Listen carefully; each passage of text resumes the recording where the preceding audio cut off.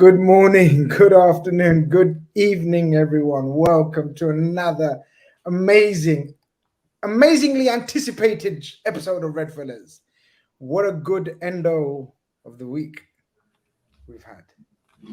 Amazing. If Steve said to me just before, if Carlsberg made weekends, for those that know about the catchphrase of the famous Carlsberg advert, if there was the perfect weekend, Man United losing, Everton losing, Chelsea losing, Liverpool winning. We won't discuss about all the losers, but we will be discussing the winners. We will be discussing the winners, and that was the mighty Reds. So much to get through. Second game week, so much drama, so much controversy, so many talking points, position issues, injury issues, red card issues. How many issues? There's the lads. You already know them. Evan, Steve, Conroy. Evan, how many issues already? Game week 2, so much to discuss. How are we going to try to pack this in an hour and 10 minutes or so? Well, we're going to have to dispel some of the negative stuff and focus on some of the positive stuff. And, Grizz, I need to speak on your intro momentarily. It's been, how long has it been since we've had a Sunday episode of REDFELLAS where the rivals have lost and Liverpool have won? A precious commodity in the previous 12 months. It has to be said. I can't remember the last time it happened. I can't. Great stat. Of course, the stat man himself comes out with a great stat, and that's quite with hopefully many more. In fact, we have a stat that beats that stat. In fact, we have a stat that smashes any stat that I've ever heard. First of all, welcome to the stream, Steve. You do very well. Congratulations on your anniversary, wedding anniversary. Everyone in the comment section right now, smash a like, and also smash a like for Steve's wedding anniversary. There is stats that Evan has gone viral with on Twitter, but none are worthy of this stat that we're going to hear. But how are you anyway, Steve? Yeah, I'm good. I'm about to get toasted in the chat, mate. But yeah, I'm all right, mate. You've set me up here, aren't you? I have not indeed, my friend. I haven't indeed. Conroy's probably oblivious to everything. Yeah, right. Conroy was late. Conroy, Steve broke to us. Breaking news. Eyes emoji, alert emoji, that red emoji, everything allergy. Steve, we're just casual conversation. And Steve said, yeah, it's been 12 years, Steve. Yeah. Amazing, first and foremost. Another round of applause for Steve. 12 years is some going. That's great stuff. Check this out, people. Right, you ready? So drop it right now. Go on. In 12 years, we've never had one argument. Not one argument in 12 years. This is groundbreaking. We just don't do it. We set our stall out when we got together because I don't mind saying this. We came from bad breakups and we both decided stress and shit was really not for us. So we discuss things that we don't necessarily agree with. And I am a lucky man because it works. I can't be arsed with all that, Grizz. Don't do silent treatments, don't do arguments, don't do row. We rest through it, mate. The comments are going mad. That's the best. Does she have a sister or a niece? Brilliant. Promise you on my 4 children's lives. That's the truth. Well, you are officially the relationship GOAT. You are. Hats off. Listen, you can DM me, and I will charge for counselling services. For this one. Look at this one. A new show. That's a new show. Steve on Thursday nights. Ask Steve. That's the call-in show on Thursday night. Chris, let's get it done, mate. Call-in Khanage, relationship advice with Steve. Is your wife invisible? This is Steve knows something about happiness that the rest of us can only hope to aspire to. I know he literally just told us how to do it, but in my head I'm just like, wow, that's crazy. That'll never happen for me. When predicted the Arsenal invincible season, this is crazy, man. Mr. and Mrs. Stair, here we go. Oh, this is amazing start. I mean, that was, I'll tell you what, I could not believe that when I heard that. Conroy, Yeah, I did not see when you said at the start. I did not think that was where that was going to go. So fair play. I did not think that was going to be the stat. I tell you, that is a stat and a half. We start off with a super chat, but Kieran, you forgot to attach a comment. So just tell us what you wanted to speak about or say, and then I'll make sure I read it out. Thank you very much if it was just a donation.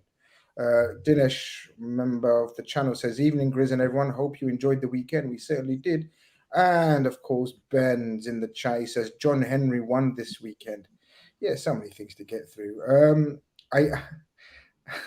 I'm not even going to read out some of the comments. I'm trying to stay away from the comments and not bring them up because they're going to distract me. And some of them are making me laugh. But Steve, all of them are positive. Just some of them are funny positive, if you know what I mean. There's none offensive. If I see anything stupid, I will block you, fuckers. You already know me, how I operate. If you be nasty and mean, I'll block you. But banter's allowed. And Steve loves banter. He can take banter all day and all night. Talking of banter, our wild goose is here. Is he here? Oh, he's gone off again. We're just imagining him sprawled out in a casino or a nightclub somewhere in Las Vegas or Hawaii. You know, he's late, but Big K's in the building. He's just sorting himself out. But yeah, great stat to start off with. Conroy, how are you, mate? Everything's well? Yeah, good. Thanks, Chris. I was at a wedding yesterday, so that was really good. My uncle got married. Well, I hope that wedding has all the success in the world, and even sort of remotely close to Steve's wedding success, marriage success. I think if they're half as good as that, they'll be doing well. To be honest, I tell you, you've missed some start to the show, big man. What's your excuse? He just replied, he went, "Oh my days!" So I don't even know what his excuse is going to be. So I don't know. So first of all, I got the times completely wrong, right? So my missus goes to me, she goes, "Oh, I want to see a PFL fight on YouTube." So I said, "No, bro, I'll go on YouTube." Go on YouTube. I see 343 people are currently watching REDFELLAS live. I click on it and I see your 4 faces, and I was just like, "Oh my days." What's the matter with you, man? You're not even you didn't even go out last night. This is what happens when you're Mr. Worldwide. You know, you're all jet lagged and you got your time zones mixed up. You know, this is what happened when you live life like Pitbull, like Mr. Worldwide himself. This is what happens. You end up like Keith Cross. Don't be like Keith I appreciate Cross. that. I appreciate that. I'm still on French time. I don't know what it is, man, with your time zones, man. How can you forget REDFELLAS on a Sunday night? Embarrassing. Yeah, people said when you said breaking news, I thought we were signing a player or singing a player.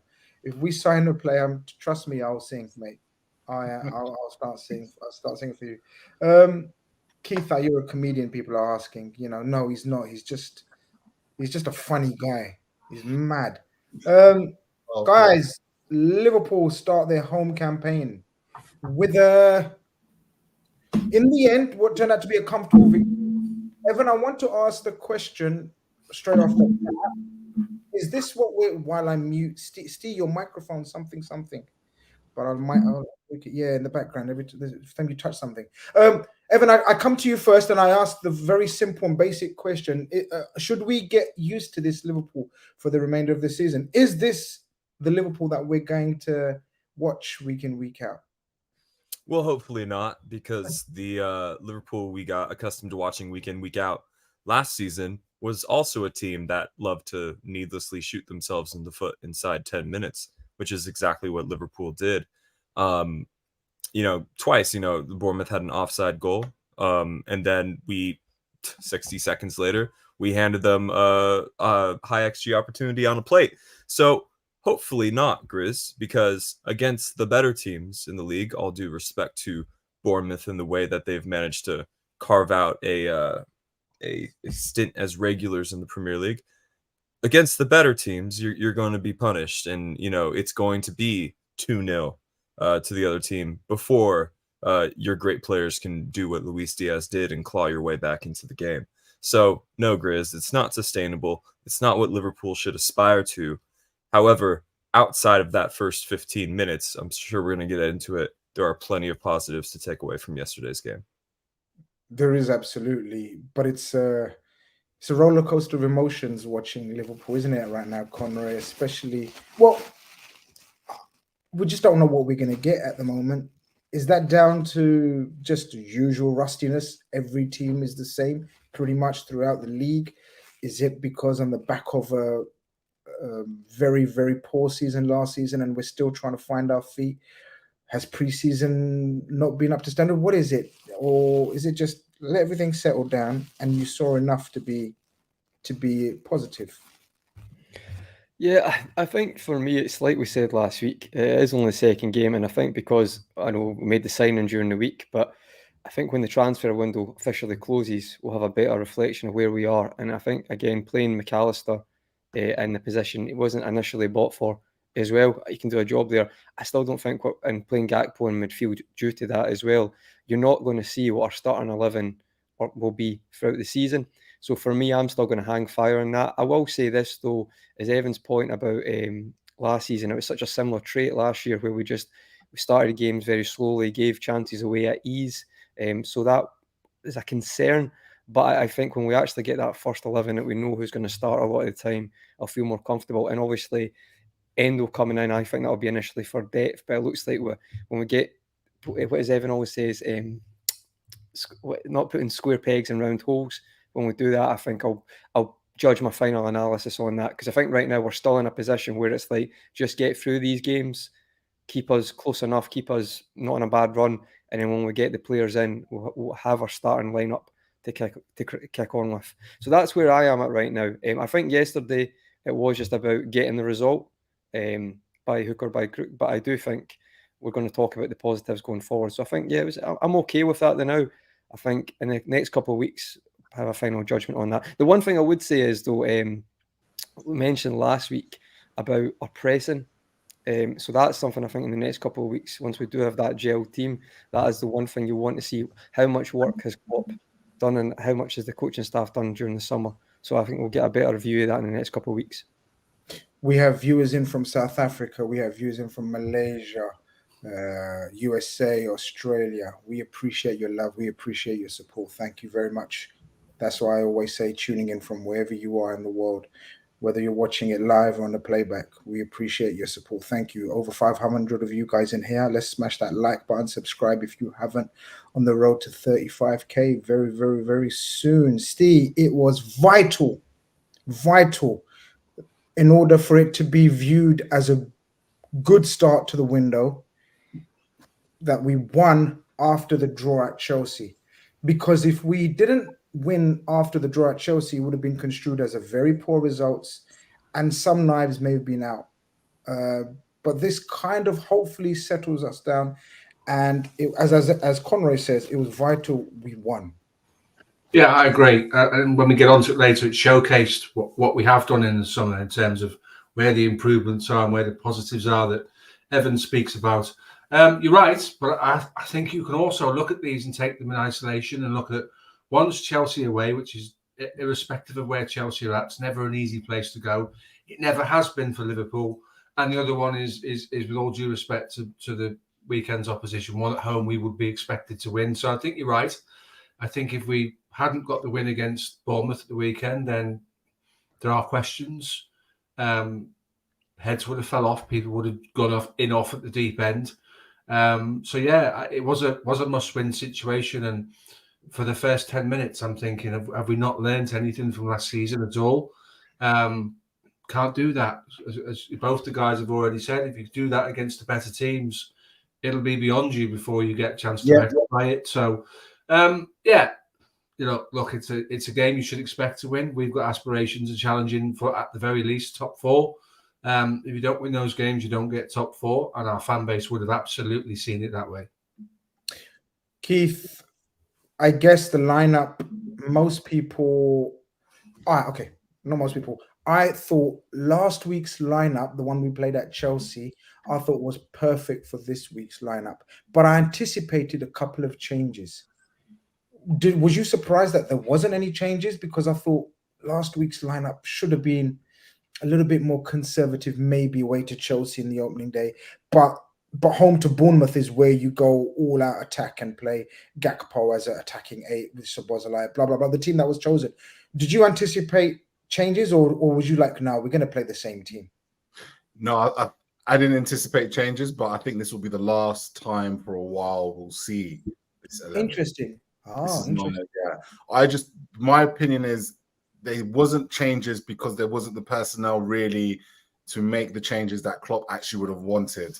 Cody Gakpo in the 8, for me is taking something away from him, and I think they're starting to show in these matches and playing him as the 8 as a fantastic footballer he is, and probably he had a better second half than the first half.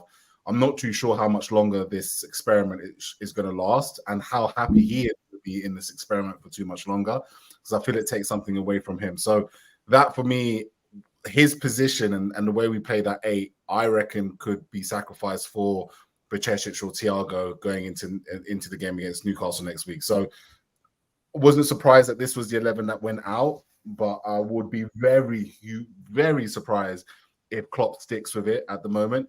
It gave us an opportunity to be a lot more free-flowing, but in possession, I think, as we will continue to talk about the game, when I see this 11 on paper, I don't see anybody in that team that's really going to look after the ball and progress the ball from A to B in a more controlled manner, in a more, in a steady build-up.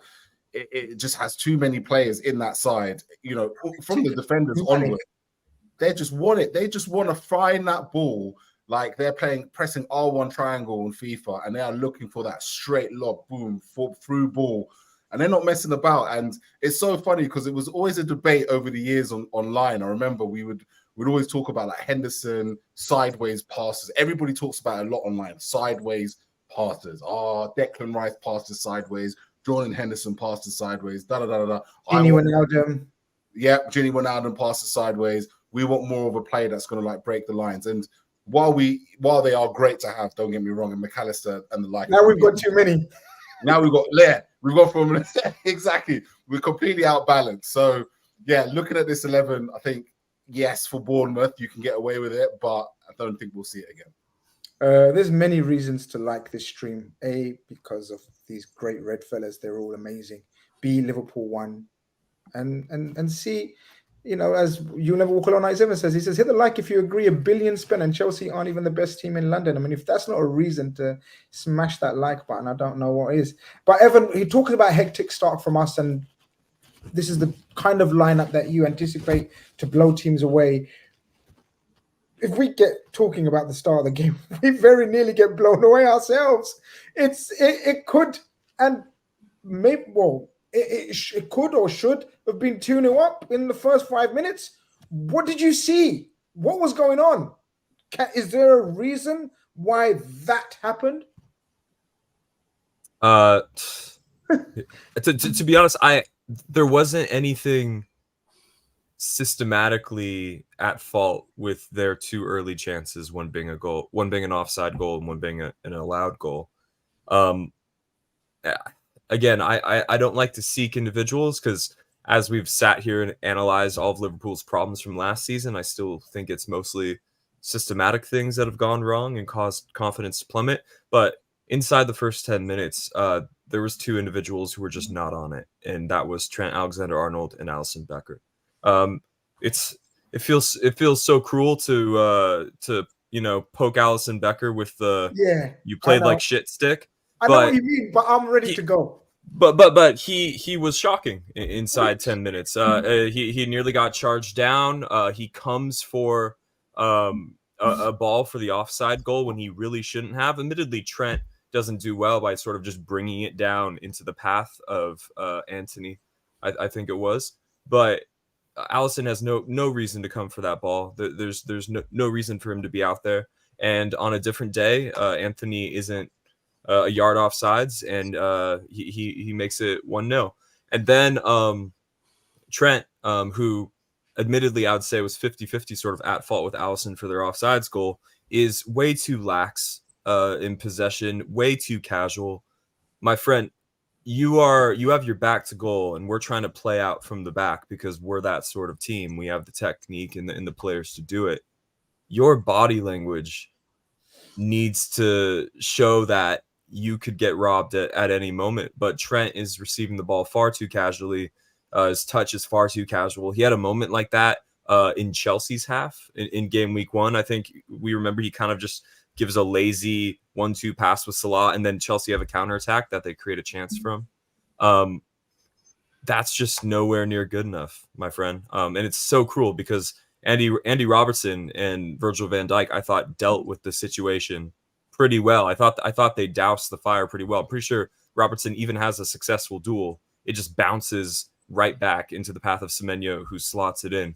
But yeah, not really systematic issues that created their chances. Really just two individuals who left their heads at home is the best way to describe it.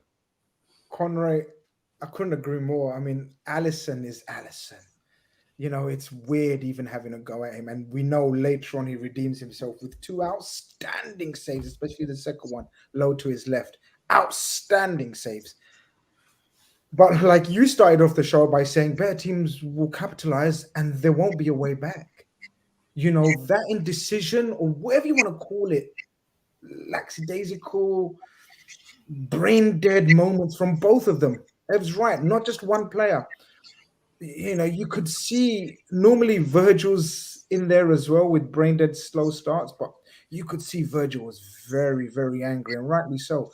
We're going to talk about, obviously, both of them ended up redeeming themselves, and I thought Trent's passing after the first 20 minutes was just so sublime.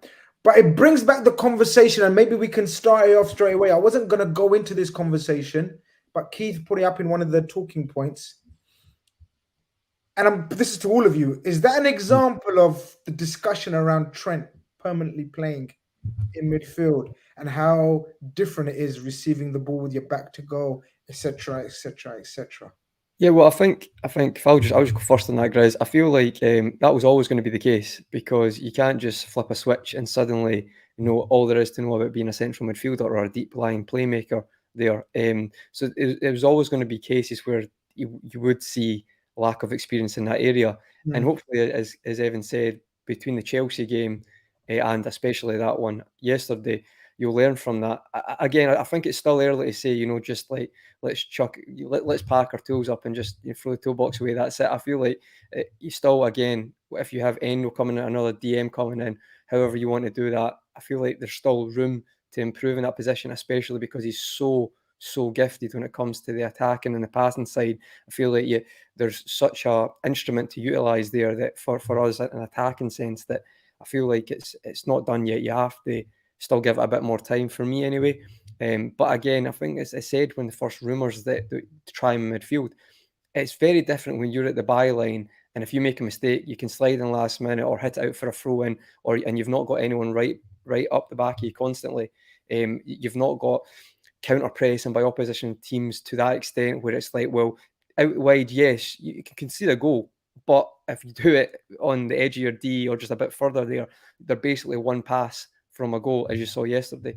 So for me, it's still early, and you're still going to give it time because you really see how if we could get to a very good standard there, it could be amazing for us. You know what you can do in the attacking side. So I'm still going to give it time. But I don't think it'll be the last time we'll see a mistake like this. But I mean, to be honest, it's going to sound a bit daft, right? I don't know if you agree, but even like I was watching Busquets last night and stuff like that. Now, obviously I'm not comparing them at all, but even at times, Busquets, right, is not the most like he is a nonchalant football in the sense of like he knows his surroundings, but it's not as if. I think one of the strengths as well is they're so confident in their ability. That is one of the biggest strengths. And I feel like Trent could be in that category going forward. I'm not saying comparing him to Busquets, but one of his strengths would be that he's so confident on the ball that he can break a press and start an attack. So I don't know if you don't want to get rid of that from him, but you really need to understand that it's a bit like Bobby Firmino playing just, he come into his own half and tries like a flick or something like that.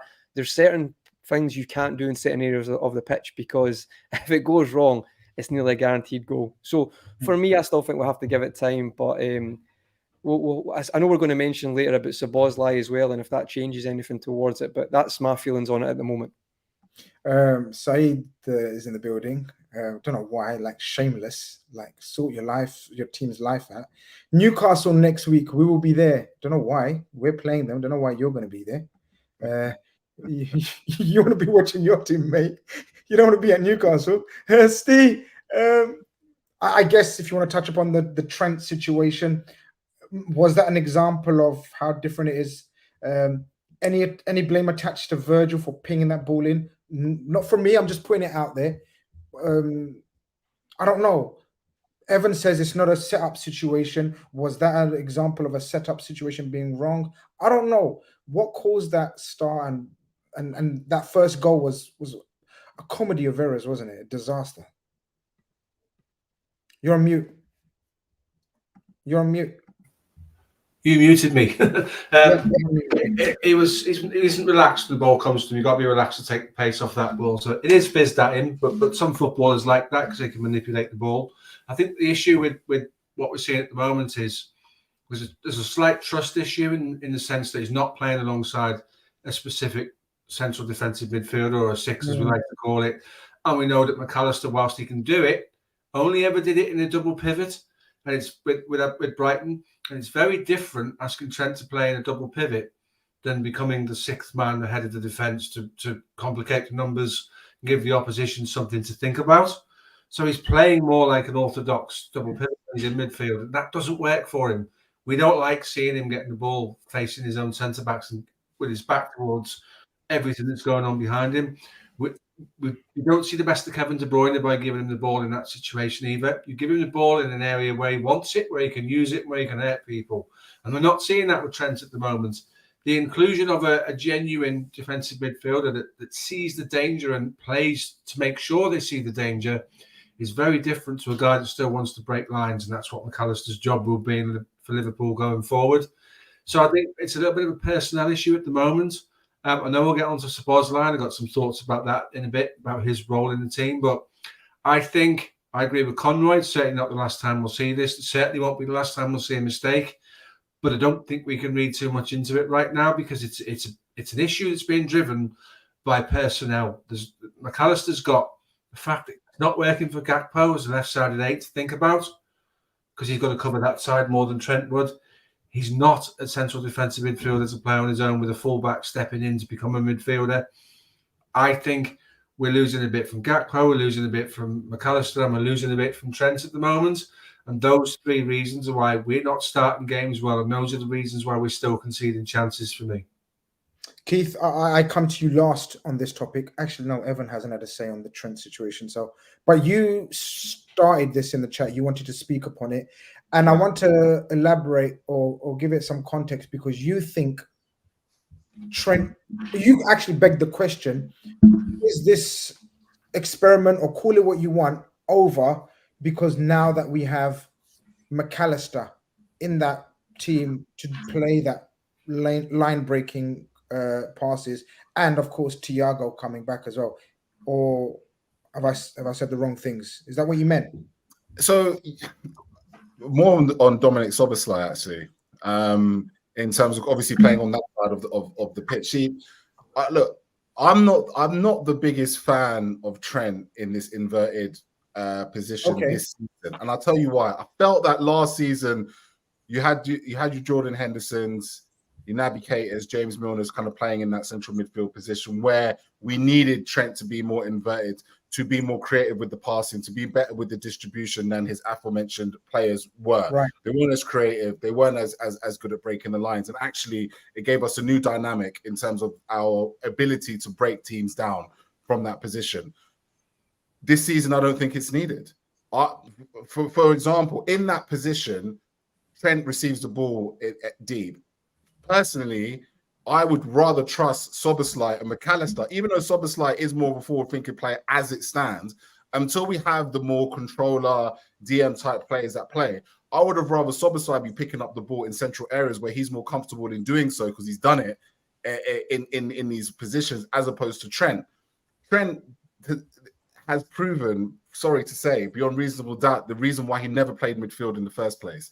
We saw it in preseason. We see it in games in these situations as well. He needs his time to get his moments. He needs to be further up the pitch. I don't mind him being converted in a central position, further up the pitch, where he can make I think Conroy said it actually, or Steve, about like Kevin De Bruyne. You want to see Kevin De Bruyne that deep in that position, because what he does really well, Trent Alexander-Arnold, is he finds passes and makes those split decisions.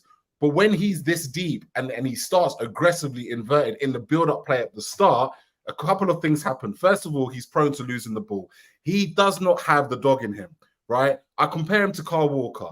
The way Trent sometimes loses balls, gets beaten in 1v1s, lets things pass him by, versus the way Kyle Walker wouldn't allow such a thing.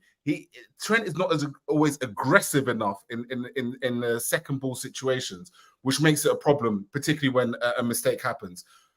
When he's also in that inverted position, he also likes to break the lines really, really quickly. Again, great to watch, right? As a spectator, you want to see your player who's playing in DM do a ball split and pass. Problem is, that ball split and pass, when you got someone like Joe who's got a first touch like he had in the first 25 minutes of that game, it's bouncing off him, then all of a sudden, those breaking passes that he's playing in such a deep position is coming back at him quicker than it's going. And the third thing that we lose, which I've noticed a lot, is when he's playing in a more wider position in the build-up play, there's not enough switches from time to time, switches of play. When Trent was more wide in the beginning of the build-up, I felt that he was able to spot the switch or pass and allow us to kind of identify other areas of the pitch. Whereas when he's more central, he's looking more in front of him, right to middle, and we're actually losing that. And I actually think that was a pretty effective weapon for Liverpool when he was playing in that wide position. So my overall opinion is that in the start of the build-up play, I don't like him this aggressively inverted. I don't mind him being aggressively inverted when we're further up the pitch. But when it comes to the build-up play, you know, we could do well to get Thiago back as quick as possible. Your Bajecic, your Enzos, you know, people that are going to recycle the ball, be more comfortable in the center of the pitch in that position. And sometimes, no, it's going to be like literally take the touch. Your first touch might have to be a pass wide. Your first touch might have to be back to your goalkeeper. Your first touch might have to be to your wing backs, right? His first touch, his brain does not think my first touch is going to be to my wing backs or my thing. His brain is thinking, I'm going to take this ball and I'm going to turn around, I'm going to play a sick pass. In the build-up play, I feel comfortable with it. And that's why I don't know how long this experiment will last. This is my opinion. Evan, he's put his case forward. What's your opinions and thoughts on it? I think Keith's made some good points. Yeah, I think very quickly before we let the experts, you guys, I think he makes some very good points, and I think it's always based on the personnel that you have at your disposal to play the game that you want to play. And so, therefore, I think last season I agree with Henderson, Milner, Fabinho, etc. There, Trent was used A as a controller and B as a creative spark at the same time. Now with the signings of Szoboszlai, McAllister, more importantly, and then obviously an incoming DM on top of Endo already, I think Keith has a point in terms of it's less, I don't know what's the word I'm looking for. While I think of the word, what's your opinions? If Keith is uncomfortable with Trent inverting specifically in that first phase of build-up, I think that's valid, because I don't think it's a skill that Trent has fully honed yet. I've seen him be press resistant, but being press resistant when you see the wave about to hit you is different than being press resistant when you don't see the wave about to hit you, if that makes sense. And I am, of course, talking about when you can see the pressure coming, being press resistant, versus when you can only hear it, or you can't see it, or you can only sense it. Eyes in the back of your head type press resistant. It's a different type of beast entirely, and not really something Trent has had too much experience with, because at right back, you know, he has the security of the touch line next to him, and he has the entire field in front of him. So it's something he will have to work on. I think in the grand scheme of things, however, what's our sample size now of the Trent inverted experiment? I think we're at 13 or 14 games at this point.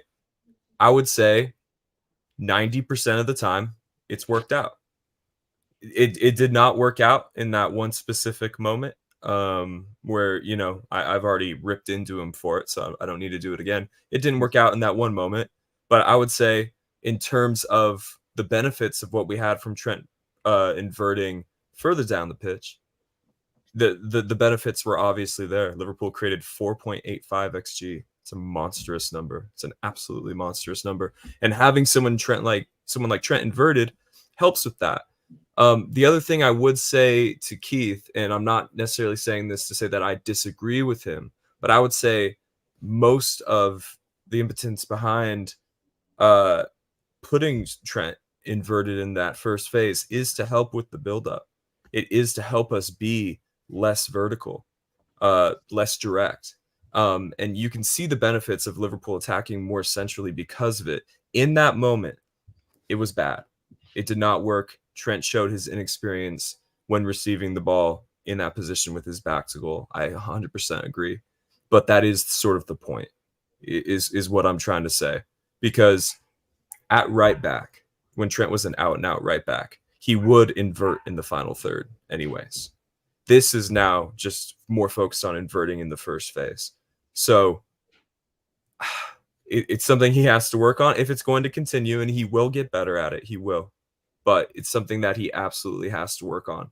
But again, bigger picture, grand scheme of things, if you just look at the evidence, Trent inverting has been a net positive for Liverpool.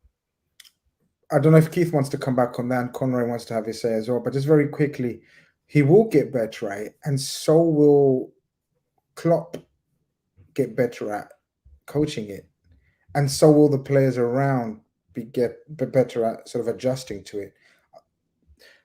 I disagree about looking at the sample size, especially the base of last season, because as I said, it's all about the personnel. And the personnel is totally different now, especially in the said midfield. None of those players are here anymore. We have got a total new midfield, apart from Jones and Thiago.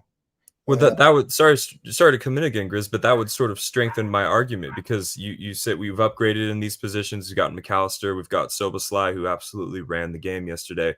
If Trent was able to create a net positive effect by inverting when our midfield was weaker systematically and by personnel last season, then that further reinforces the point that it's a net positive, no? But his skills were outstanding from those, whereas his skills, I wouldn't say are outstandingly different from Thiago's or McAllister's, especially in the build-up and control phase.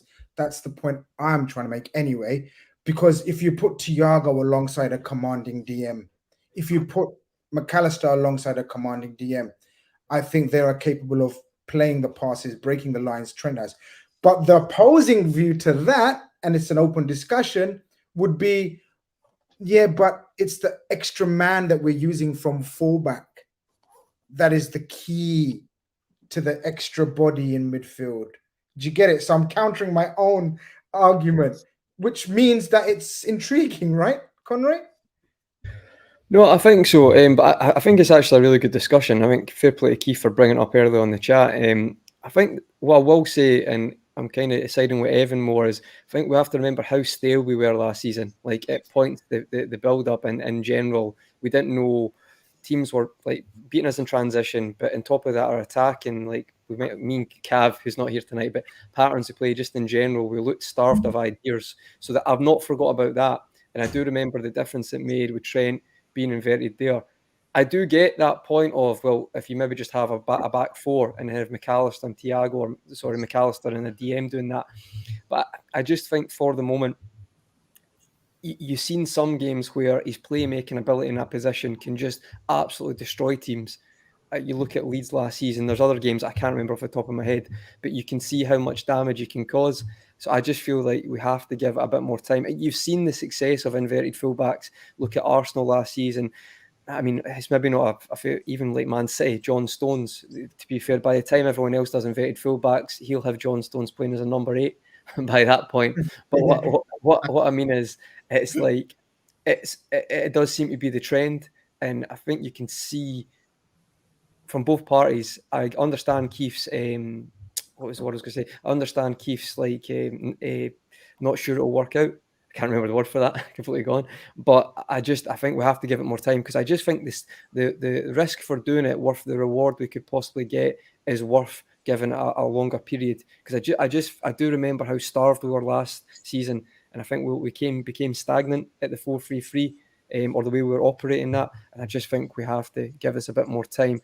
But it will be interesting. What I would say, this is what I want to just add to this, and not to keep going on about it too much, but what I think is going to be very interesting is, so see Stamford Bridge last weekend, Trent basically played as a standard fullback. Basically, I know there was the start, but majority of that game he was a fullback. It'll be interesting when we go away to Newcastle, when we go away to Arsenal, if we really stand by this system, we want to play it, or if we reverse back to type then. And that's what I'm quite interested to see, if we're, this is how we're playing, or we are going to adapt each game. So I think that's actually going to be quite interesting in the next couple of weeks. Yeah, I think so. I think next week we'll be telling straight away. Definitely. Especially if Trent's fit. I think it'll be intriguing and interesting. And I'm sure Keith will have a keen eye on that next week. Steve, get into the game. We go 1-0 down. It's a shocking start. That was a brutal watch for first 20-25 minutes. I don't know if was you on Redman duty this week? No, thank God for that, for opening 20-25 minutes. You would have been, very visibly agitated, like everyone was watching that.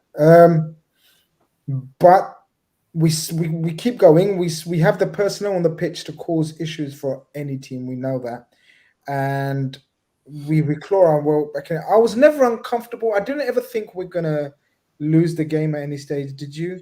Even though we were shockingly bad for the first 20 minutes. Probably one of the worst performances I can remember. Yeah, not an ideal start for sure. But like you, I didn't think we were going to lose the game. I thought we had enough firepower. I thought we had enough quality defence excluded from that. And the Allister situation, where he does that a couple of times a season, he just loses the plot for 20 minutes, half an hour, and invariably it costs us. Yeah, you're right. You don't think with the players in the final third and they're being ably assisted by Szoboszlai and, trying to be more progressive and more direct between the lines. You always felt we'd get chances. And obviously the equaliser is a special moment, isn't it? The audacity to recognise what he has to do to get a shot off, because it's the first time a shot's not on. So to flick it up and then just lean back and volley it in past the keeper who stood there with no answer to it. Luis Diaz has started the season really well for me. That's further evidence that one of the criticisms of Luis Diaz in his first 6 months at the club was he stayed out wide too often and didn't see the Sadio Mane sort of videos where he came inside when we built down the right-hand side to give an extra body in the middle of the park. He's been doing that. He's been getting his rewards for that. It was a terrific goal from a player I think that's going to score 15 to 20 goals this season. If he does that and the other lads contribute and do exactly the same, we'll be in the mix for whatever you want us to be in the mix for, because that amount of goals will get you to where you want to be at the end of the season. He looks fresh. He looks bright. He looks inventive. He looks hungry. It's like he's got something to prove after being out for 6 months. And when he came back, he still really wasn't himself, was he? Although pre-season's been kind to him. He's really, really strong. He's got that South American play through the tackle, bounce the ball off people, got no fear. And he wants the ball all the time. He's always looking for the ball. He's not shy of it. He's not scared of it when things aren't going well. He wants to be the man to lift the team. He's going on what we've seen so far. He's going to grow into be one of the key players at the club. We talked many times in years gone by who was the most important attacker in the team. Was it Mane? Was it Salah? And at different times throughout both of their spells at the football club when they played together, you could make a case for either or. That might prove to be the case in 12 months' time for Luis Diaz, because he's got everything that you would want from a forward player to have that big an impact on the football club. And when it's not working for Jota, and it didn't for most of the game at the weekend, he's able to come in there and make the difference. Thought the goal was tremendous. Thought he took it really well. Brilliant technique and very, very quick thinking. And we'll need that. We'll need those goals throughout the rest of the season. Yeah, Keith, I don't know why. I don't even remember seeing.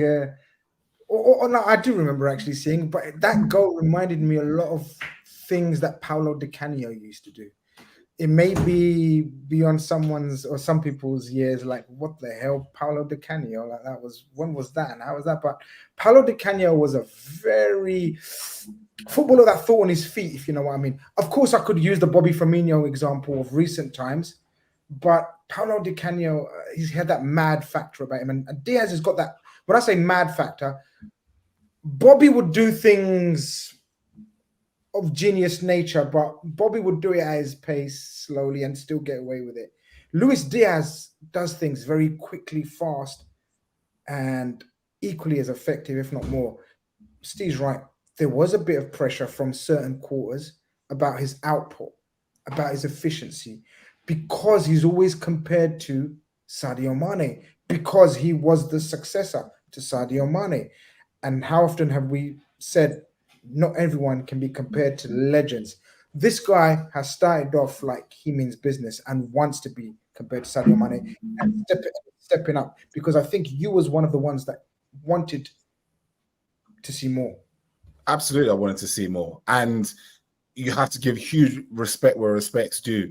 A lot of the times, I do this all the time, particularly when Liverpool don't play well during preseason. I downplay preseason completely.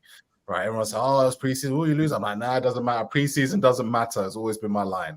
But you know what? Preseason certainly mattered to Luis Diaz, because from minute one, when we started preseason, he was playing like he was going after 3 points. And respect to the man that he has translated that preseason form into real-time points-winning moments. You know, he looks like a man who trusts his body. So when you're saying about the kind of, I can see what you mean by Di Canio. Like Bobby Firmino, you know, he would have thought about what he was going to do probably 4 or 5 passes before it actually happened. He would have got into that position to give himself space to be able to do that. Luis Diaz is like reactive in the moment. Like, you know, he took that one touch. I'm going to do that. Yeah, Suarez. I think of Suarez. Suarez-esque. And to do that, you have to trust your body. This is the number one thing. And I think this is the big difference between the Luis Diaz we saw that came back after 6 months out and the Luis Diaz we're seeing today. He's playing a lot more football in the legs. He trusts himself more to put himself into positions where, you know, it may be like a bit unorthodox, but it gets the job done. So, you know, mad hats off to him. The build-up play to the goal as well.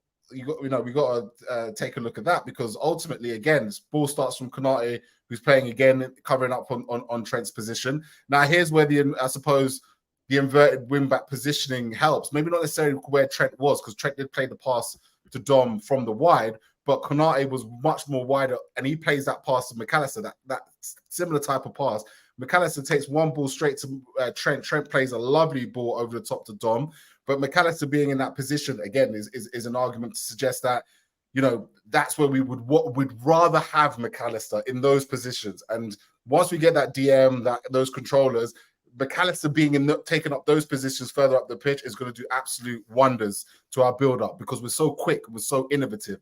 Dominic Szoboszlai has the mind to be further forward, make things happen. And then obviously Luis Diaz with the quality. So it's another goal. The build-up was brilliant. You know, and it's probably one of the most exciting things I've felt about Liverpool recently. The players that we brought in create goals from literally anything. And it's something that, in all honesty, I started to see with Liverpool towards the end of last season, that's coming into this season.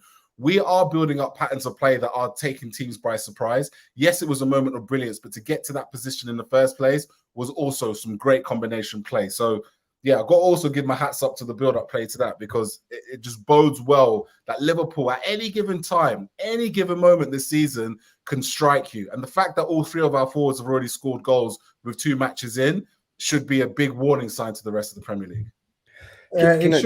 Sorry, go on. Can I just add one thing on the Diaz chat, just to add to this point before we finish this segment, guys? I think the credit for Diaz is Keith mentions about pre-season, and we said the intensity, but the biggest, not complaint, but criticism we've had was be a case of it's an individual thing. It's running the ball, maybe just try to do it all himself. But if you look at the last 3 goals off memory, you've got Spurs in the 4-3 game. That's a near post volley finish. You have Chelsea last weekend, which again is coming more centrally for the finish, as Steve mentioned, Sadio Mane-esque. And then obviously at the weekend there, another in the box central finish.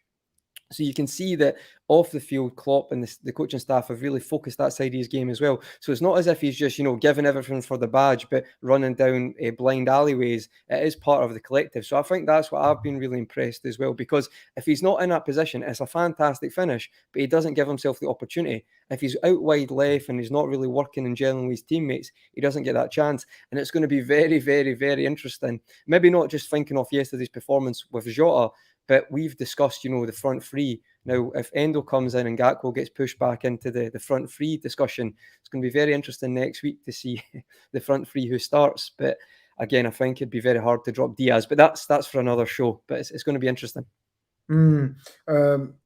Guys, 725 of you guys in here. I think record amount of speed in terms of close to 300 likes within 45 minutes. So let's get to that. We're about 30 short of 300 likes already. That's brilliant. Keep going. Smash up those likes if you can.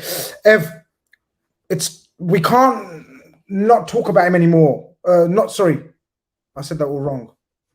We can't hold back the conversation anymore. The new king, the new number 8, the new superstar of this Liverpool team, the successor finally worthy of wearing this number 8, Dominic Szoboszlai. Of course, we start off by talking about his winning of the penalty, because he won that penalty, right? Szoboszlai, my personal man of the match yesterday. I'm sure plenty of other outlets and commentators and people would say the exact same, so it's a mainstream choice, but I'm absolutely here for it. As a guy who likes stats, there was plenty to like about Szoboszlai's performance. 91% pass accuracy, that's pretty insane considering he attempted 69 passes. 100% pass accuracy to the final third, that's 5 of 5. 54% of total duels won, that's pretty insane for an attack-minded midfielder. 80% of successful dribbles, and the quality, the eye test of the dribbles were incredible as well. 78% total successful actions, so any stat that can be tracked or looked at or measured, 78% of his actions were successful, which is a ridiculous number. I would say over the course of a season for a midfielder, anything above 60% is relatively impressive. So if he can continue at this rate, it's pretty stellar. I mean, when you look at it, like, how impressive can a performance be from an attack-minded midfielder without registering a goal or an assist? Yeah, and it's his shot that allows Jota to have a tap in. It's his work inside the penalty area that allows Salah to have a penalty, and he scores from the rebound.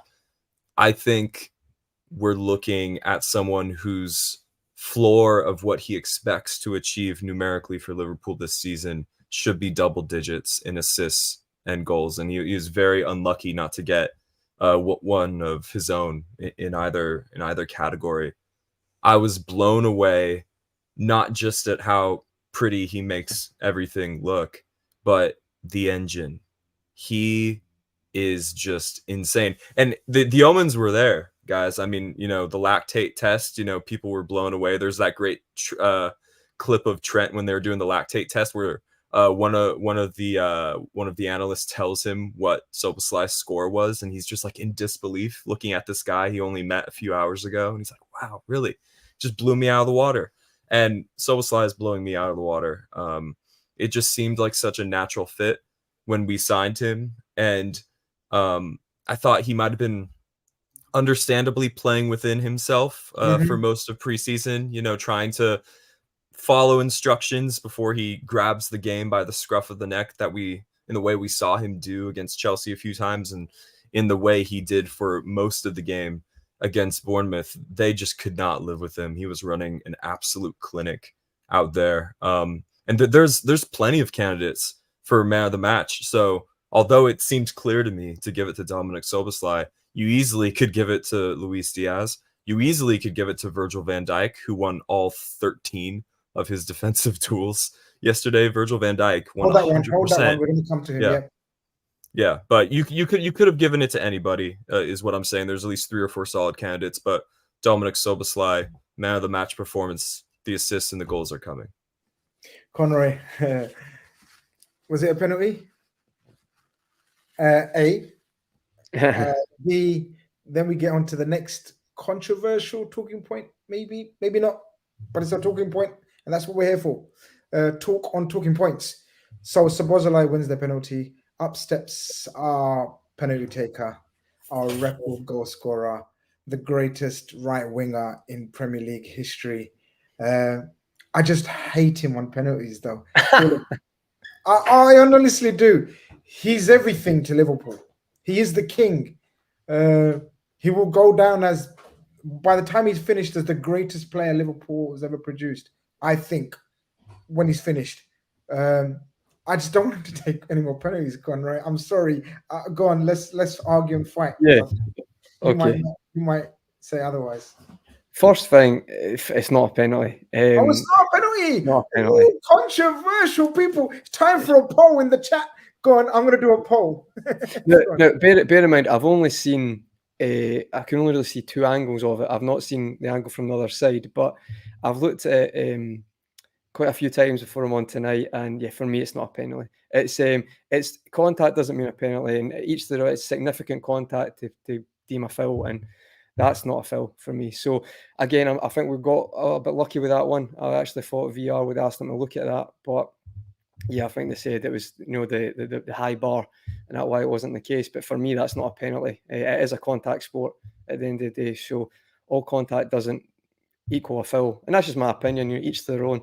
Again, I've not seen that many angles, but the 2 I have seen, that's my thoughts on it. And on the Salah thing, yeah, hi. We used to say, Grizz, we used to say, do you know what? We feel uncomfortable when he's running up, but ultimately his stats backed him up.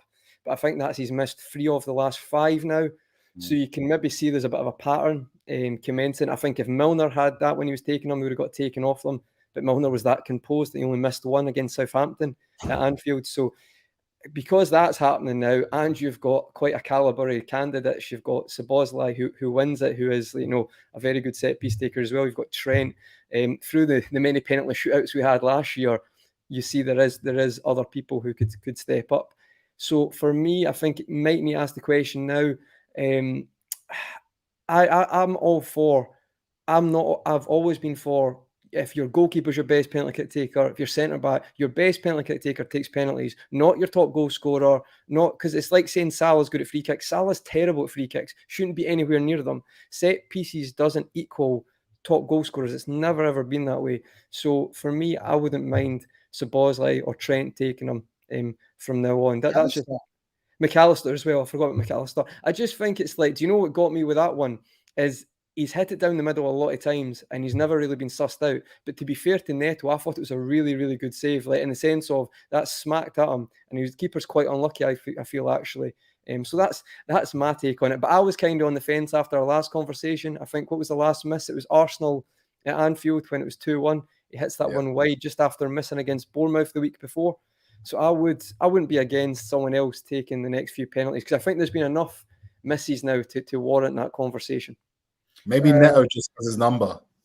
Hey, maybe finally there's a goalkeeper that has his number. I mean, he went the wrong way last time, Neto. I think he couldn't be even further from it, the one that went over the bar. Maybe you're right. Maybe you're right, yeah. I don't know. There's mixed reactions as we anticipated, and that's the beauty of football and opinions. You don't take away penalties from a goal-hungry player. Bad move, Shanti says, Steve.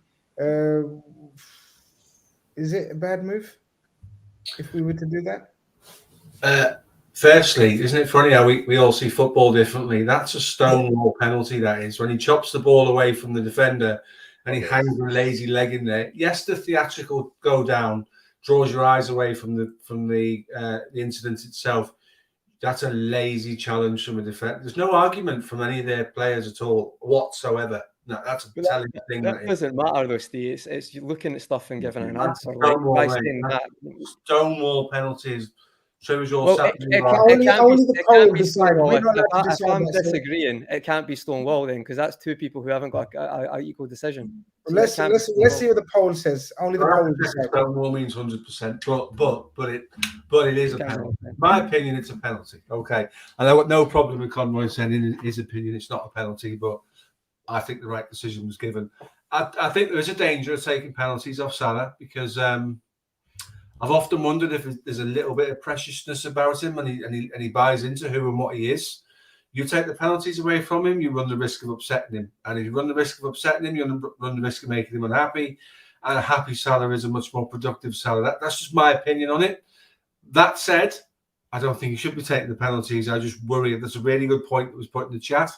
I just worry about what kind of message you're sending to Mo Salah and how he internalises that and how he goes away and thinks about it. Because Mo Salah is a wonderful football player, but Mo Salah is also very aware of who and what Mo Salah is in world football. And if you take that opportunity to be star man away by reducing the penalties and there's no golden boot at the end of the season and you'll need penalties to get to that, I just wonder what he thinks in his mind, mate. No, fair. Grizz, I'm sorry. You can see it now. Mo Salah gets taken off penalties. Yeah. One of the sheikhs at one of the Saudi clubs goes, Mohamed Salah. I guarantee you in the contract. Every single free kick, every single penalty, every single goal kick, every single in the contract. But can I just add, guys? Then, so see right now, your best penalty kick taker should be the one you're most confident. So say it's the last minute against Man City away. Yeah, you still putting Salah on that penalty because you can say all you want. Personally, I think if a player can't accept that, then that's. I think I'm in agreement with Conroy. I absolutely understand the psychology of it. I absolutely understand the political side of it as well in terms of dynamic of the team, hierarchy. I get all of that. Again, but for me, it comes down to the personnel at your disposal at the time. And now we have got some amazing strikers of a ball. In Szoboszlai, in McAllister, even Trent, even Virgil. Guys, I want to be like Conroy set that scene. If there's a last minute penalty against Man City, I'm not confident of Mo Salah taking it. Guys, I'm just not. Keith, what side of the fence you sit on? Well, let's put that theory to the test, yeah? Okay. Mo Salah last season, right, had penalties. How much did we miss out on top four in the end? 3 points, was it? Or 3 points, around about 3 points. Mo Salah had penalties in two of the most important matches in the running against Bournemouth and against Arsenal. He missed them both. That you could argue that contributed to us missing top four. So when you're saying it definitely did contribute, of course it did. Yeah, that's fact. So you're saying like, oh, in the last minute against Man City, would you want Mo Salah to take it? Well, Mo Salah was given the opportunity to take it to help win us points. We needed them the most, and he missed them. But unfortunately, it's way too political at this stage. Mo Salah knows about. Did you not see the repost he did on Instagram where Steven Gerrard posted 187? That's the only post that he reposted from that weekend.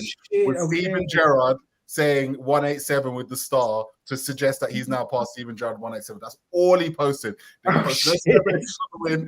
They post no celebration on the final score. All he posted was that he hit 187.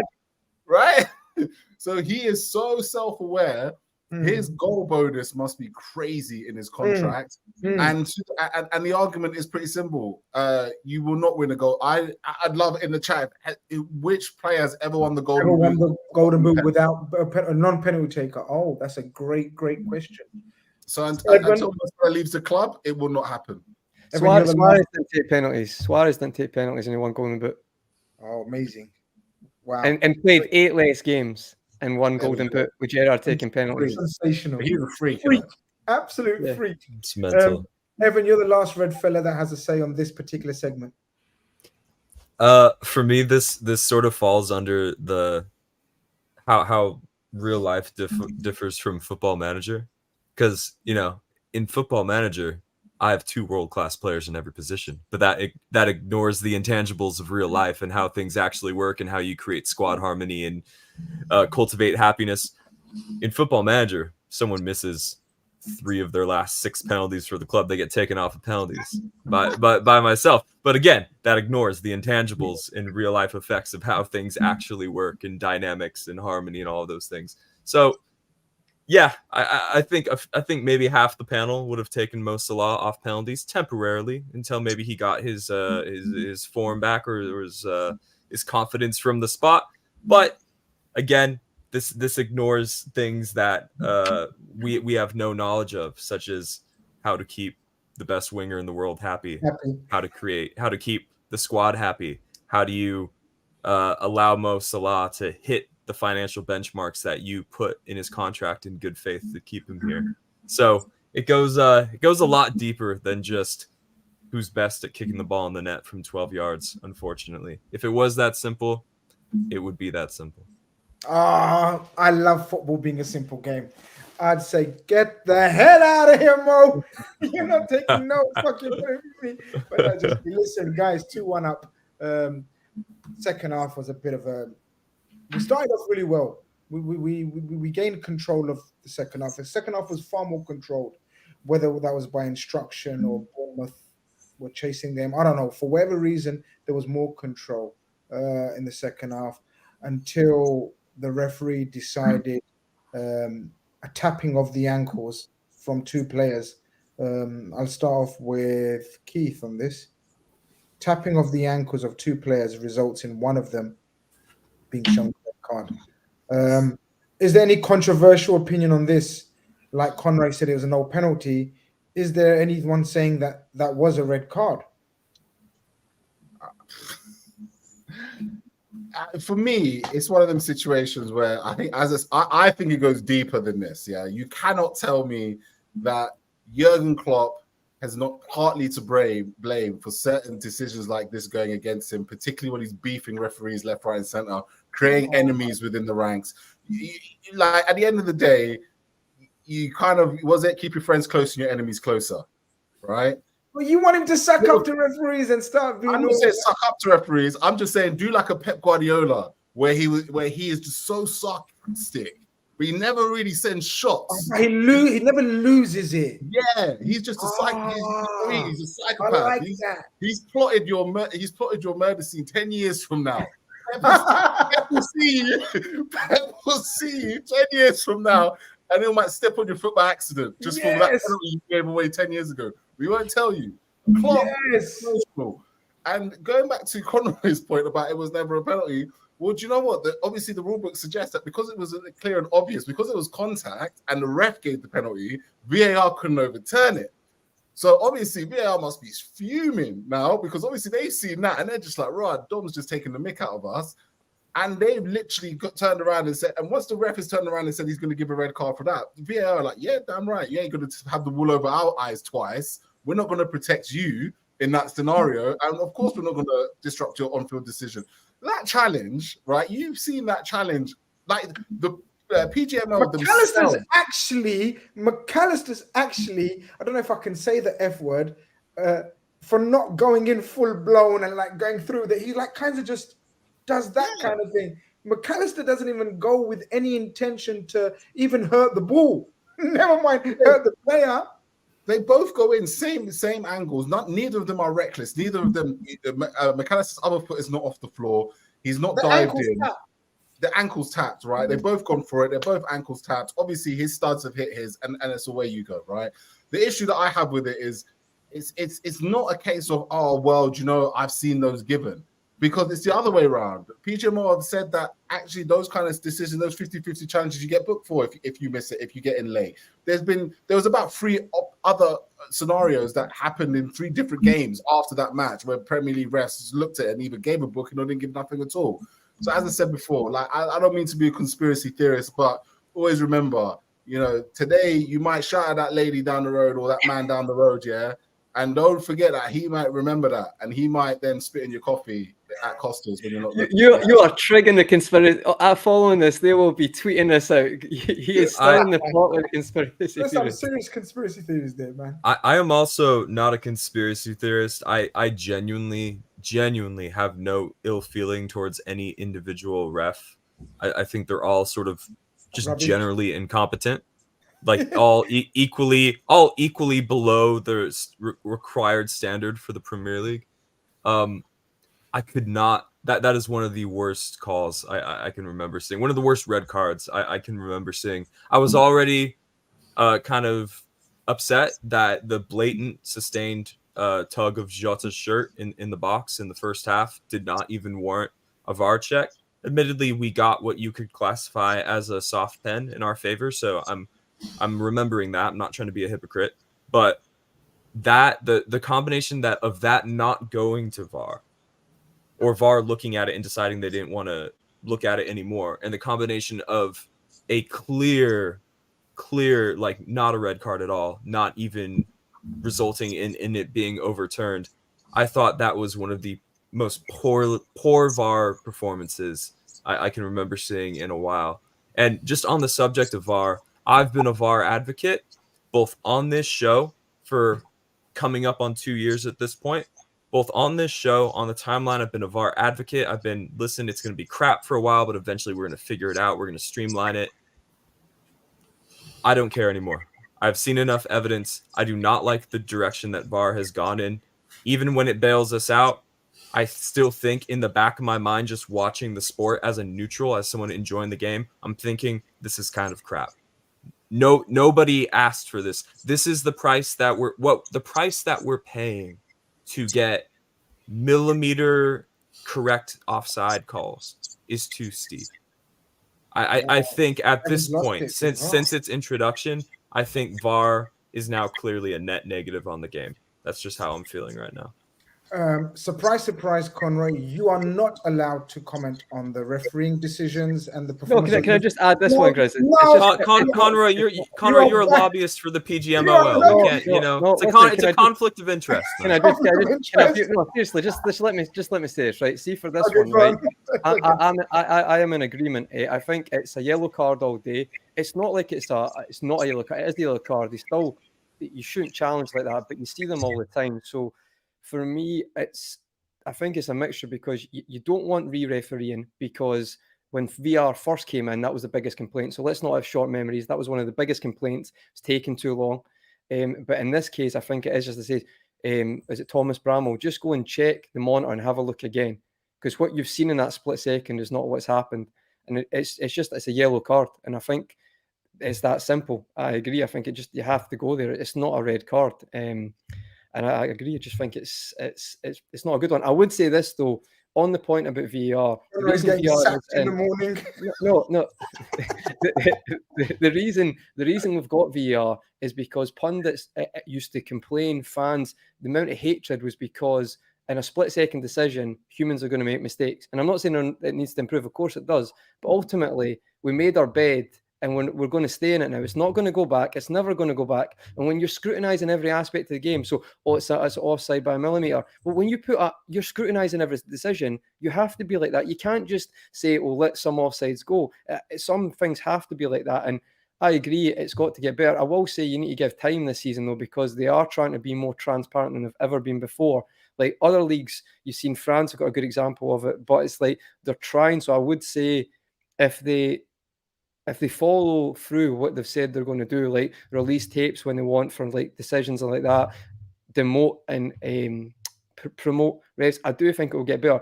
And I think if we keep improving that transparency, it will get better. But I've got to be honest, I think sometimes it doesn't do favours as well, because in that situation, you've only got 20 referees. Like, you got to remember that. So let's say Michael Oliver's at Tottenham, but then he would have to do VAR because you've only got 20 referees. Now, again, to improve the amount of referees, it's something they need to look at, and hopefully that will improve. But I don't know if you guys agree, but I feel like it should be like, you shouldn't have a referee doing one game on a Saturday and then doing the VAR on the Sunday, or I think it was Friday. Oliver done the Friday and then the Saturday last week, and that's just due to lack of numbers. So I got started to say Conroy should have his own show every Monday. I was just going to say that. Literally, we said You are a Conroy's guy. not allowed to speak on referees, and then he gave us a total 10-minute monologue on refereeing. And then at the end of it, he wanted our opinions. He fucking thinks we're going to give another 10 minutes to referees and refereeing decisions. Get the fuck out of it. We ain't going to get referees anymore. Right, that's enough of the referees. I was going to give you Endo chat, but you fucking spoiled it. You've had your segment on referees. Steve, you get the Endo debut. Endo comes on because we go down to 10 men. Our new signing, our new DM for the time being, comes on.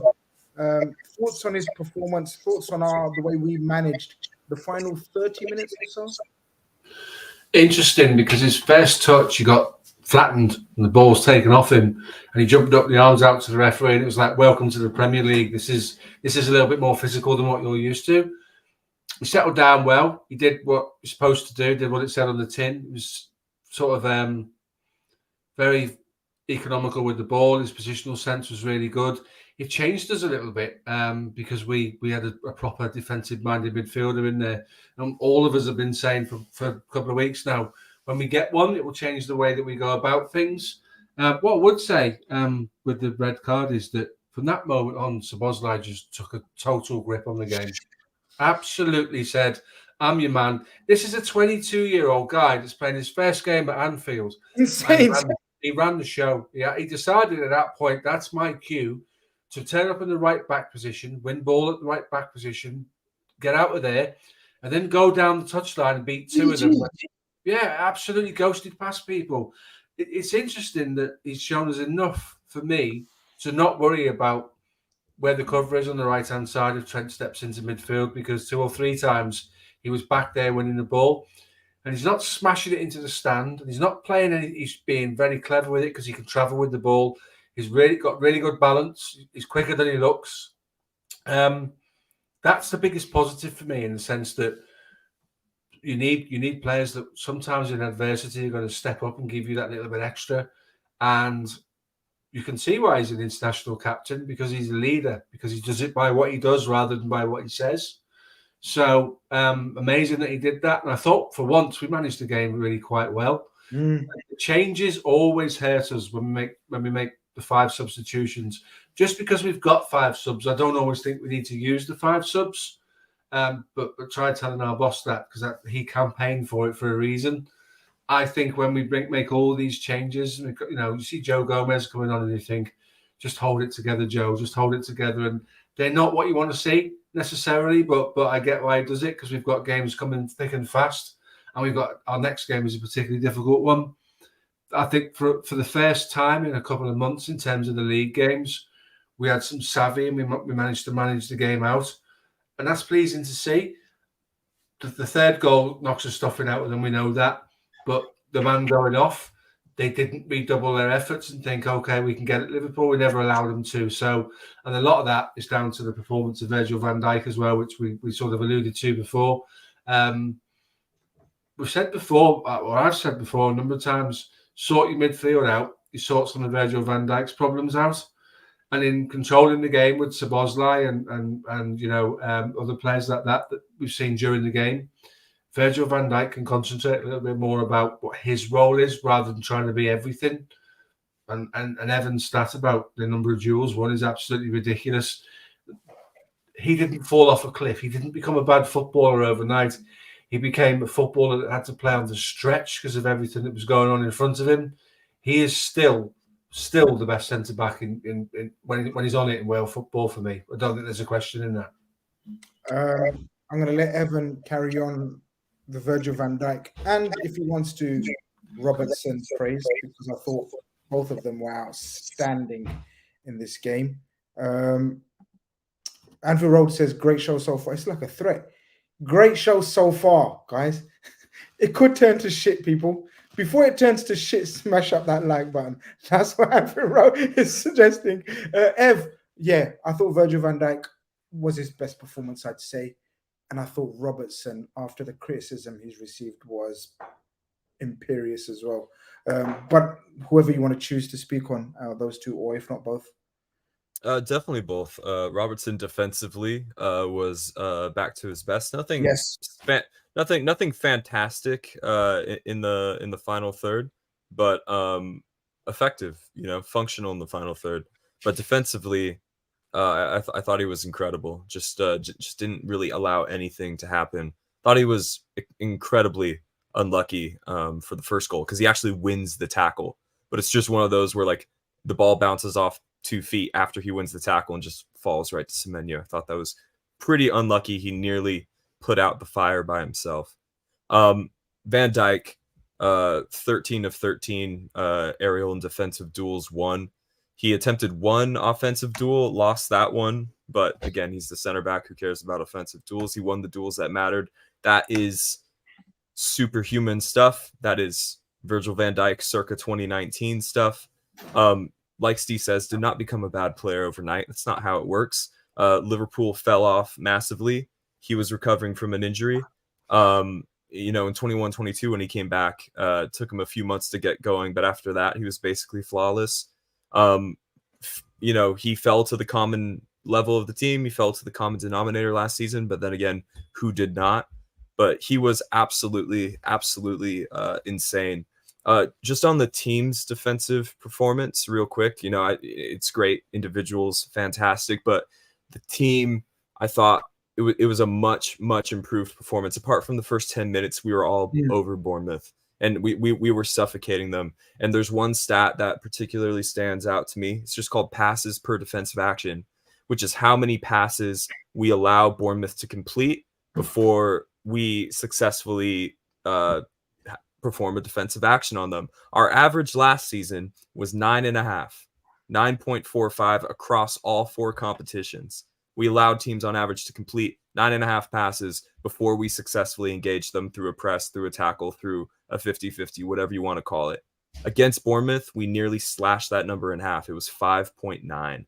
Wow. That is a monumental improvement. That is absolutely what was missing last season. If we can keep that average for passes per defensive action below 6, below 7, it's going to be a successful season, because succeeding in that metric is the bread and butter of every Klopp team he's ever managed. Well, next time you see those rondos in inside training, better know they have an effect on the pitch, because if that stat suggests anything, those are high level rondos being sort of put into practice on the pitch. That's what it means. Keith, Joe says, looks like the panel don't like the Endo signing because they changed the topic in a second. I guess you can speak on Endo then to wrap that kind of the game up, because we did see the game out well. We have been nervous in the past so many times. We're on our edge of our seats. Of course, the Jota goal helps, but overall, I thought we nullified, we killed their vibe. And you have to say, Endo, who probably hasn't had any sleep, guys, let's be real. Last 72 hours, how much sleep must the guy have had? But he just looks like the ultimate professional. Dare I say it, James Milner, but younger, fitter, more mobile. Everything that James Milner came with, but sort of a 5 years younger version, and that's what we were crying out for. We always talked about we wanted a midfielder that can just sniff danger. Do you know what I mean? Just sniff it. Knows where the issues may be coming along and clamp that down. I actually thought, it wasn't like a spellbinding cameo because Bournemouth had a lot of the ball, but I feel like his introduction, as opposed to maybe someone who doesn't do his job, may have given Bournemouth more confidence to actually go and attack us more. He actually helped protect the back four. He dropped deeper when needed. He sniffed out danger when needed. He provided protection. Actually gave the likes of Khanage to actually step out a little bit more when needed and dropped into those positions. Guys, I'm very surprised none of you have spoken about Kanate's Joel Matip impressions. Yeah, he's getting there. He's trying. Bless him. He's trying.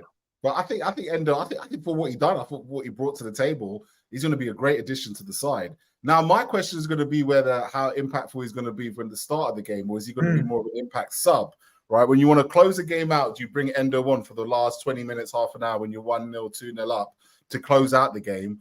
Or do you start the game with Endo? That's going to be probably going to be the big debate I think we're going to have, because Kim coming on in the last 20 minutes when we were 10 men down actually helped solidify us, in my opinion. Whether he starts a football match at such an intense pace, we'll wait to be seen. And if I can touch on Khanage, I think, we talked about Van Dijk, but Khanage, them two together at the moment just look like they're just on each other's level at the moment. They're just on each other's wavelength. Like, we've been talking about how Liverpool are not controlling games as much, and the ball is coming back to them as quickly as they're sending it the other way. So you can imagine how many aerial duels they're having to win. I've watched Khanage. I think it was against Chelsea. I'm pretty sure at one stage he was defending two people at the same time. And I think yeah, like he holds one guy and he's got the what I mean? Like it's just an act. Like, please, I pray, like, we should really just put a prayer, touch wood, everything, that they could just get through the first half of the season fit, because them two are going to be vital. They're to contextualize Evan's stats. With Van Dijk, again, it just looks like he trusts himself a little bit more this season to put the leg in, to go for that header, to like boss the person in front of him. Again, just a little bit more trust within his body physically. These are kind of the small things that, when you do have major injuries, that a lot of people miss, that they don't really look at, right? They don't really look at the fact that actually, wow, Khanage was out for a good couple of months. It's going to take him time to be physically in tune with himself. Van Dijk has obviously had issues with his injuries. They both just look like they are in tune and they are ready to fight whoever's in front of them. And, we may concede the odd goal here or there, but they'll be vital to however we finish this season. A couple of super chats to finish the show with, and they're kind of relevant, I guess, to sort of end the show and what happens next, because Nunes made an appearance from the subs bench. Apparently, at the end of the game, he just ran straight down the tunnel. Very unlike Nunes. He's allowed to be pissed off. I'm sure he has game time aplenty during the season. But AM sends in a super chat and says, "Wow, take sell Darwin and bring in Doucouré plus a world class centre back. Big up the panel from LA." Yeah, look, Nunes, the more he's left on the bench, the more the media will hype it up because he's our record signing, etc., etc. A, do you see any issues? And B, this is a wild take, right? Or is it?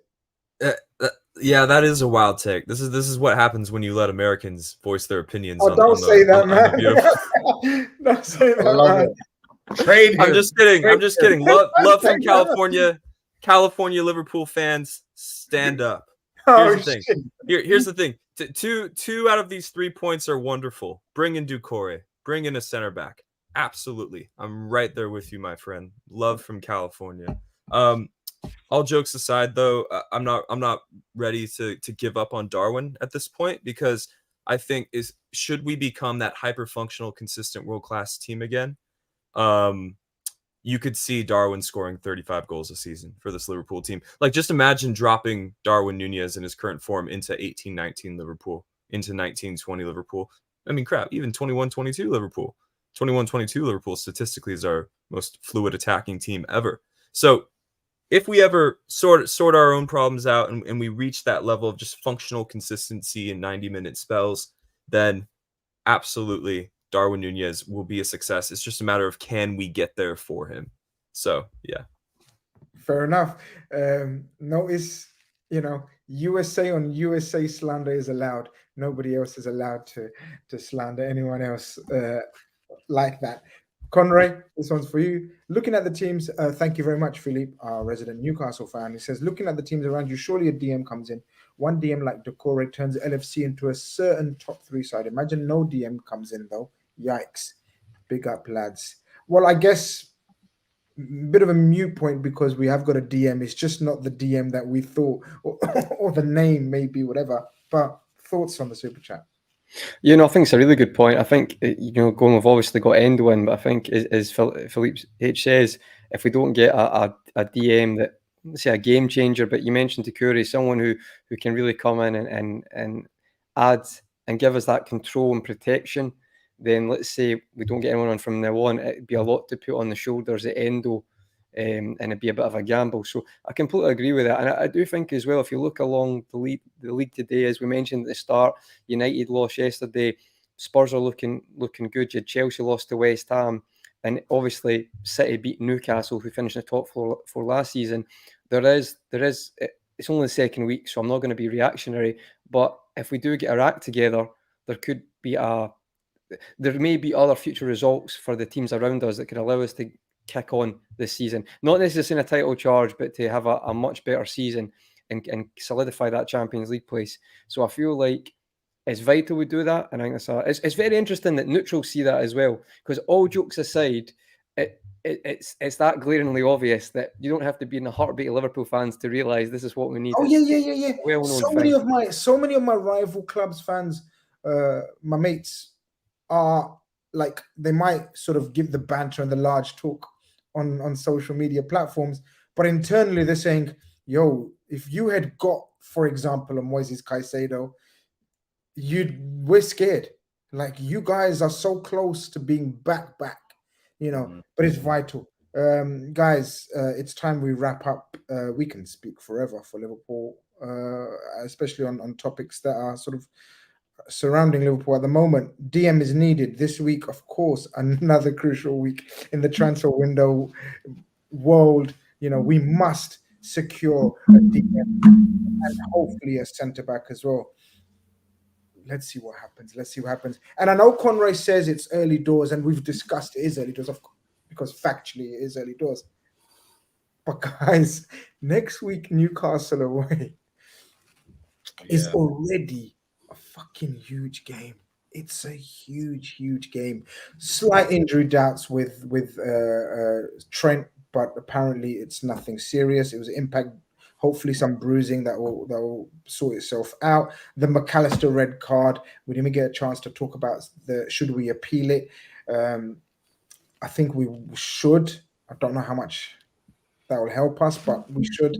Hopefully McAllister's back. Endo, another week of training.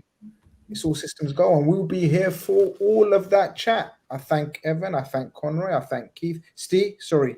Just wanted to say in it from someone based in the city, in difficult times between the two football clubs, it's definitely worth a shout out for the 26th minute when we went around the pitch with the flag for the young man who died at Bramley Moor. The city have come together on that, and quite a few high-profile, very anti-red Everton fans have come out and said that's a touch of class, and it is. And we do it again. We did it with the Cristiano Ronaldo situation, and I think it would be nice, speaking from a Liverpool City point of view, that if we could take away some of the animosity between the two clubs.